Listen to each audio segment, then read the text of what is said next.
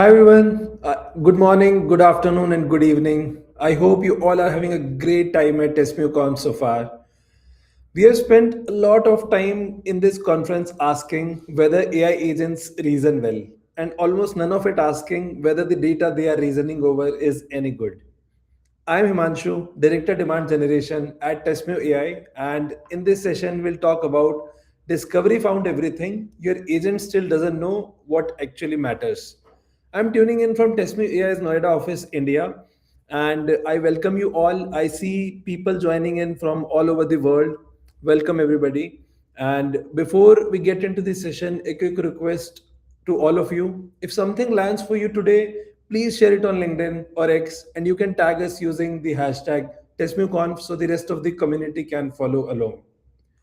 Now, on to the today's topic. Your system knows what's deployed. That's pretty much solved for everyone. But where, what they are shakier about is, which could be something like who owns this service, how critical it really is, and what breaks when it goes down. If it was related to a person reading a stale record, they could fix it in their head, maybe without even noticing. But for an agent, it's not possible because agents believe what it reads. And to take us through that, I have Angela Cutulenco, Senior Director of Governance in the Office of CIO at the Toronto Transit Commission. 33 years in IT and an AI service desk agent running in production right now. Please join me in welcoming Angela. Over to you. Hello, everyone. Nice to see you all. And today we will be talking about configuration management database and AI agents. So let's start.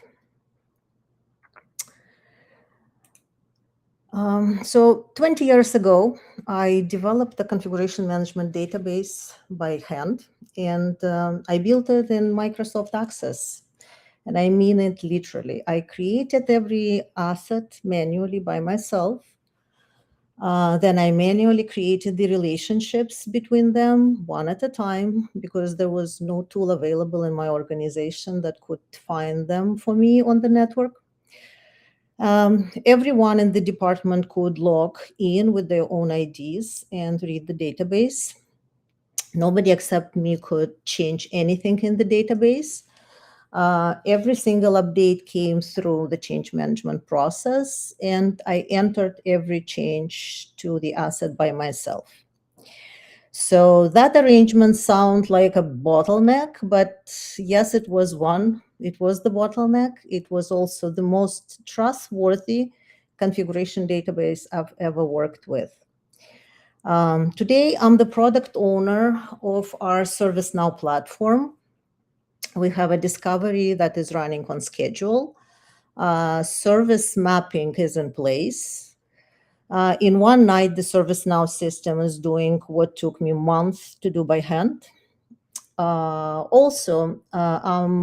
This year, I am leading the AI Service Desk Analyst Agent implementation. It's running in our organization in two places at the same time.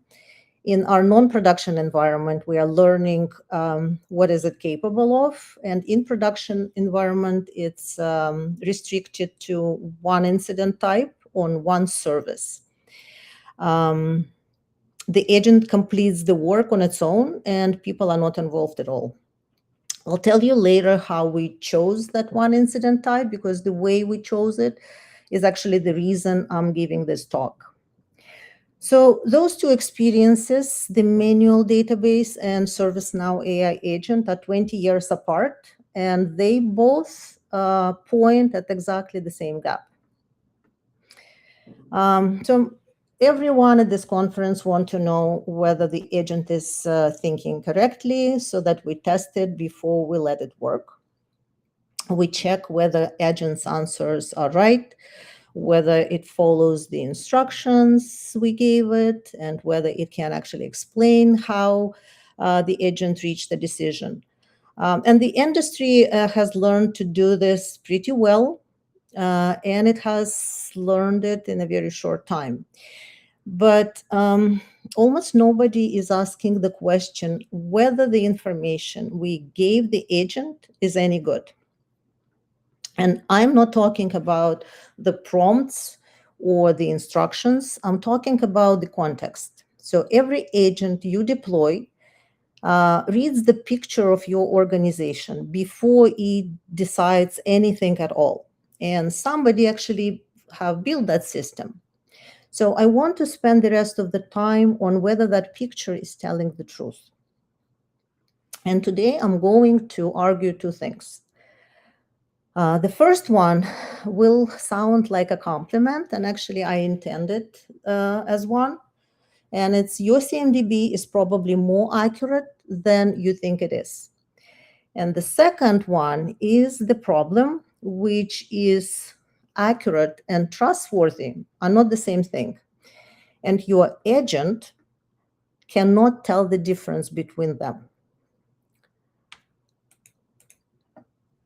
So let me talk about the first argument, the compliment about the CMDB accuracy. I mean it as a technical statement rather than a courtesy. So a lot of talks about AI and data quality begin by telling you that your configuration data is out of date and full of errors. And that starting point was correct 15 years ago, and it's not correct today. In your organization, and if your organization, let's say, runs automated discovery on a reasonable schedule, then your asset records are in a very good shape. Discovery goes out every night, finds what is actually deployed. It finds servers, virtual machines, it finds databases, it finds installed software, the versions of that software, it finds network devices. It does it actually without asking anyone for permission and without waiting for anyone to remember that it has to be done. So now compare that to the database I described several minutes ago. My Access database was accurate because I kept it accurate myself. I could only do that because the environment was small enough for one person actually to remember all of it. But that approach only works while the environment stays small. Discovery has no such a limit. It finds far more of the systems than I ever could. And actually, it never forgets to look. So let me be very direct about this. The asset layer of a modern CMDB is frequently the most current record in the entire organization. It's more accurate, actually, than the architectural diagrams. It's definitely more accurate than the spreadsheets that people keep on their own drives. And in many organizations, it's more current than the documentation that even vendors produce when they deliver a system or a system goes live. So that was the compliment. Now the problem. We have a habit in the industry to solve the part of the problem that we know how to solve. And then we just treat the whole problem as finished. So finding the assets was the part we knew how to solve. Discovery did that, and it did it well. Understanding what those assets mean to the business is the part that is actually left, and it's much harder. And I would say nobody finished it. So the danger is in what concluded once discovery, at the moment the discovery started working. So we saw a CMDB that was complete or full, and it was up to date. And we decided it can be trusted. But those are two different things, two separate things. Being full or complete is about how much of the environment you have recorded. And discovery gave us that.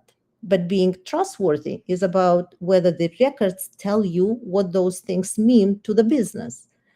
And as I mentioned earlier, that has never finished.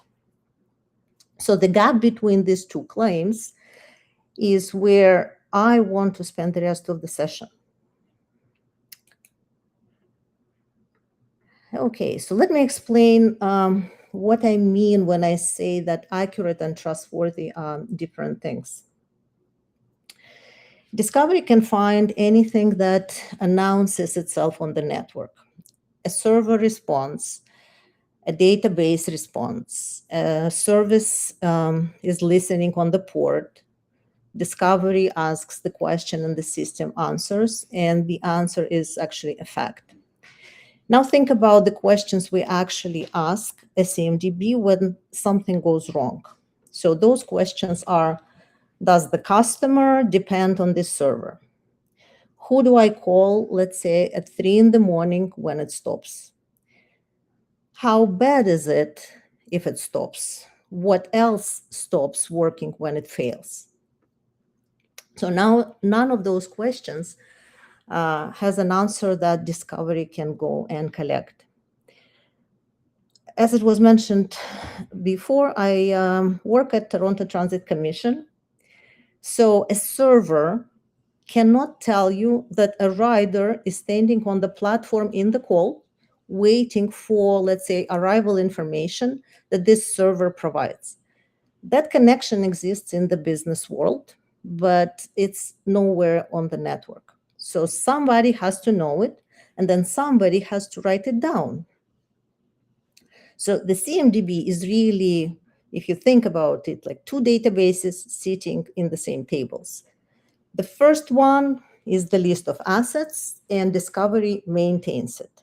The second one is a description of what those assets mean, and a person maintains it. But we look at one screen, so we assume we are looking at one quality of data, but in reality, it's not the case. So there are 4 layers where that business meaning lives. And I want to go through all 4 because each of them fails in its own way. So the first one is the service mapping. This is the path from a piece of infrastructure to a business service that somebody outside TTC would recognize. So Discovery can tell you that 2 systems talk to each other, but it cannot tell you what those systems allow a customer to do. At TTC, we run WheelTrans, which is the scheduling transportation system for people with disabilities. It takes people to dialysis appointment, for example. So the system depends on background scripts that carry the workload. And those scripts are not configuration items. They are records inside the workload system that Discovery never sees. Our map shows the servers and the applications, and it doesn't show when those scripts run or which of them the service cannot operate without. So the most important part of that service is invisible to anyone reading the map. The second layer is ownership. So every configuration item stores a name and a support group. Somebody populated those, let's say, on the day the system was built. In our IT services department, we reorganized our client services section during the first phase of IT transformation.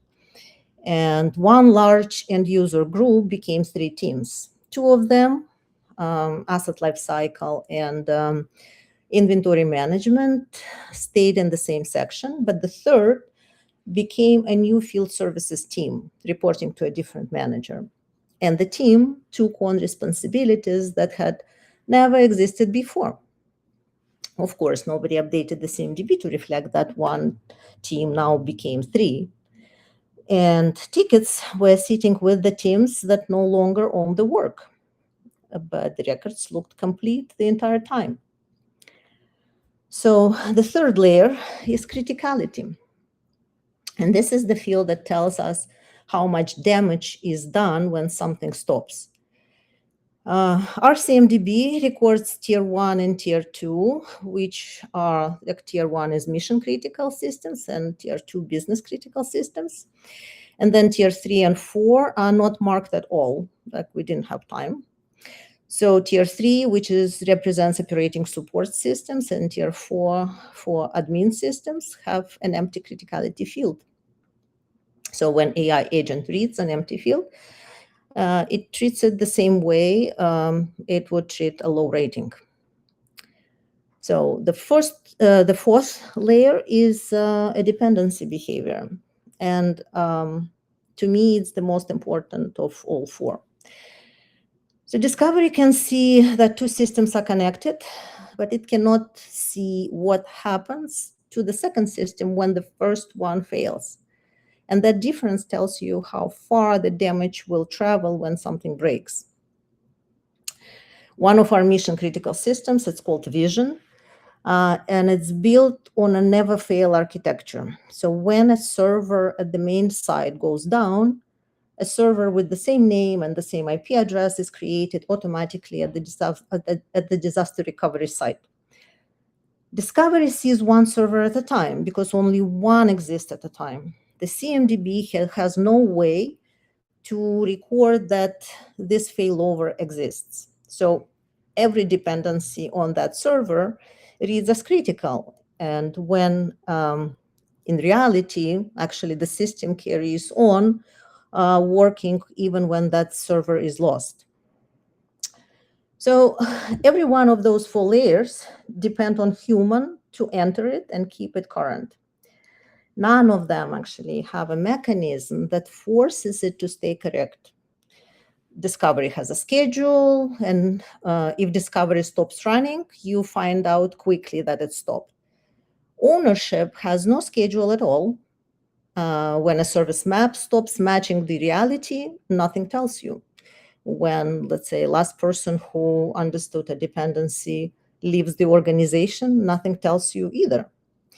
So these layers do not fail in the way you would notice. They kind of drift slowly and quietly, and nothing in the system raises its hand to tell you that a map is out of date, or the assignment group is wrong, or that a rating was never set. Your CMDB is accurate about what exists, and it's unreliable about what those things mean to the business.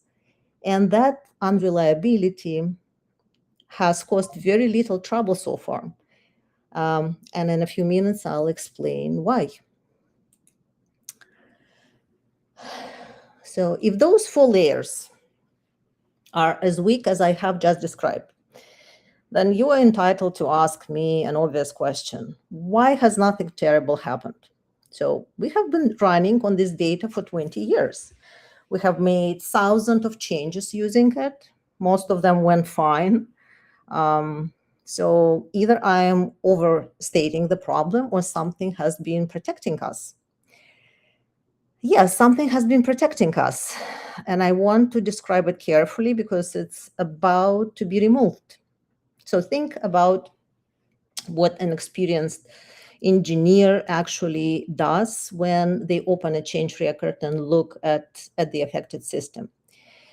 They read the assignment group, and they know that the group listed there is the one that existed before the reorganization. So they will send the work to the field services instead. Remember, I mentioned them.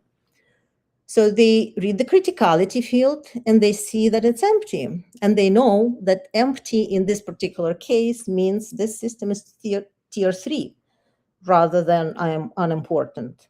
So they treat it accordingly.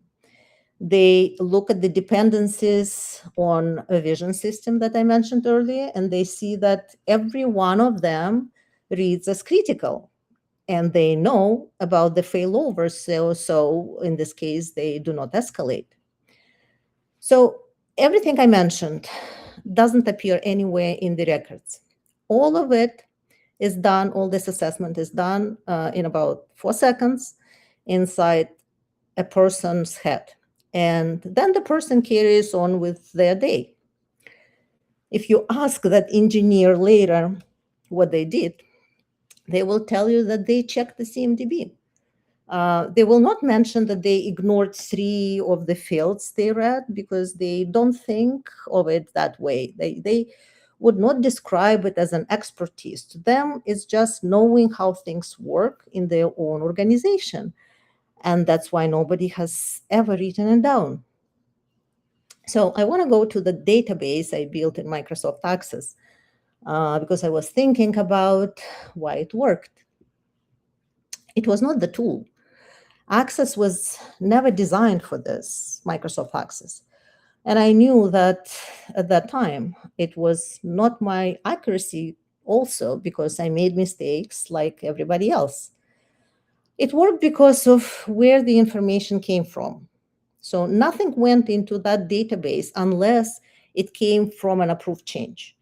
By the time a change reached me, somebody had already decided what the system was, who owned it, and what it's connected to. I was not inventing any of that. I was just writing down decisions that people had made and approved. So then later the environment grew and we let discovery take over the writing, and that was the right decision, and I would make it again. But discovery only records what is there.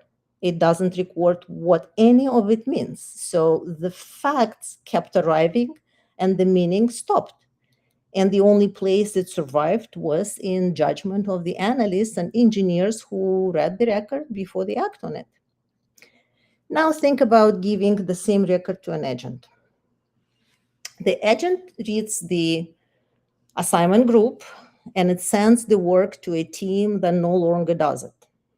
Nobody told it about that person about the agent about the reorganization. The agent reads the empty criticality field and it treats the absence as a low rating because it has no way to know that the rating was never set. The agent reads the dependencies, let's say on the vision system, and it treats everyone as a critical because nothing in the data describes the failover. The empty field and the value somebody set look exactly the same as the same to an agent versus to the engineer. So the agent is not making a mistake. It's doing exactly what it was told to do, using exactly the information we gave it. It follows the logic correctly. It tells you which records it was reading. It will explain its decisions clearly if you ask. And it will be wrong because what the analyst knows was never written down anywhere. And here's the part that concerns me the most. So the whole point of the agent is to actually take ticket handling away from the analyst. And every time those analysts touch a ticket, they are supplying information that the CMDB doesn't hold. And they do it from the experience, not from any instructions. It's not in any of their job descriptions, and it's not in any of the reports. So when we hand that work to an agent, we remove not just the ticket handling the work from the analyst, but also their knowledge at the same time, because only the work was ever written down.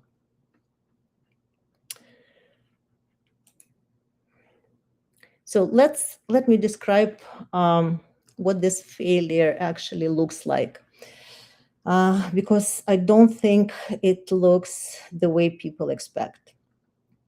So when we imagine an agent causing a problem, we tend to imagine something dramatic. The agent hallucinates, it invents a server that doesn't exist, it changes the wrong environment. Those failures are real, but they are also the ones we are already good at catching, and discovery makes them rare.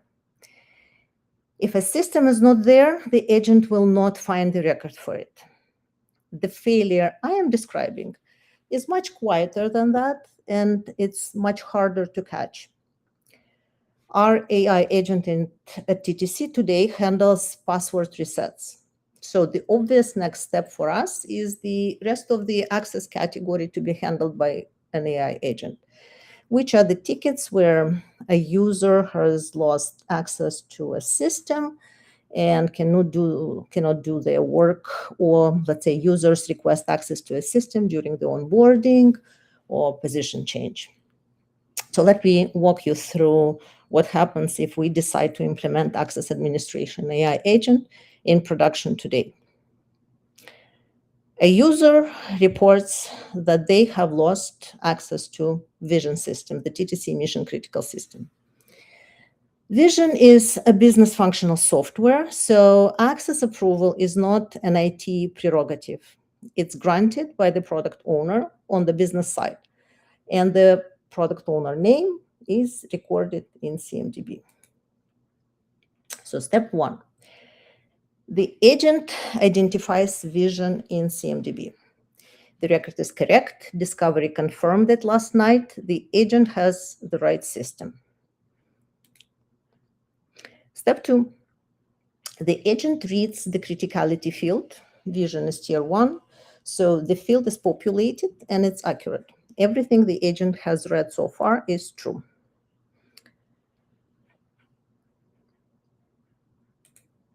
Step 3, the agent looks up the product owner to root the approval. It finds the name. The record doesn't say when that name was entered, and it doesn't say whether the person is still in the role.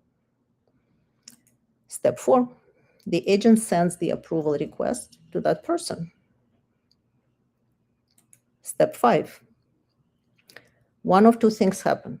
Either the request sits with the someone who is no longer holds the role and nobody approves it, so the user waits and cannot do their work, or that person approves it because it looks routine and they used to do exactly this, and the user receives access to a confidential information from someone who is no longer has the authority to grant it. Now look back at those steps and tell me where the agent made a mistake. It didn't. Every step was carried out correctly. It reads the fields it was supposed to read. It followed the logic it was supposed to follow. It reached a conclusion that follows from the information available to it. Given that data, I would defend the decision. We tested that agent before we let it near production, and it passed everything we tested. Of course it did, because we tested whether it reasons correctly, and it does. We tested whether it follows instructions, and it did. We tested whether the answers are considered consistent, whether it can explain them, and they are. We never tested whether CMDB was telling the truth, because nobody has a way of writing that test today. And this is why I don't think better evaluations will solve the problem. The tests examine how the agent thinks, but they never examine whether what it was told is true. So the answer is not to fix the CMDB. At this point, there is no obvious conclusion that we should fix CMDB first and deploy agents afterwards. I have spent 20 years on this work, and let me tell you honestly that that plan looks like in practice. It's a program that runs for several years.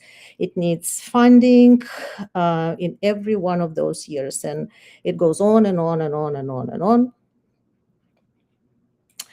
And at the end, you are just left with the project that never finishes. So while we're doing all of this, the agents keep arriving. So I'm not going to stand here and tell you to fix your data first. That advice is not responsive. It's useless. There are 3 levels that I would recommend. So first of all, stop asking how good your CMDB is and start asking what the agent is allowed to do. And based on that, decide your next steps.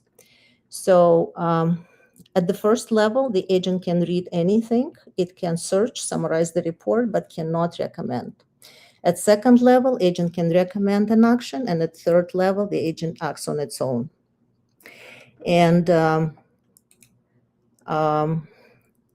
Just wanted to mention that what we implemented as the first agent was based on volume, but the second agent, we will definitely go through this approach that I recommended. So there is the thing that is called the context integrity test. It has 4 questions. The first question is, does this service have a complete map? Second, do we know who actually answers? The third one, does the criticality rating mean anything? And the last one, would the map have predicted our last 10 incidents? There is a way to calculate the responses, and what I recommend you in your organization to try this approach. And I guess quickly, since we are out of the date, just to summarize, the question is not whether the agent is good enough, but the question is whether the picture you have in your organization is truthful. Thank you very much.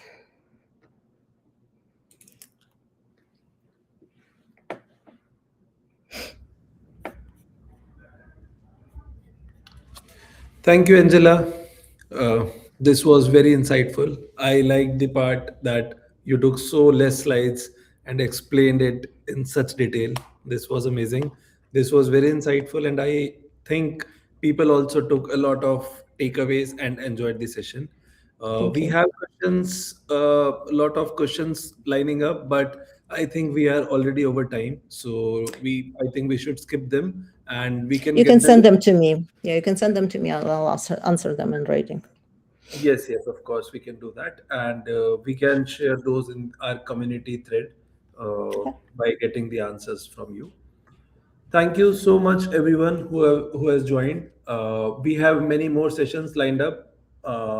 You can check the agenda and keep learning. Happy testing. Thank you so much. Have a good Thank day. you.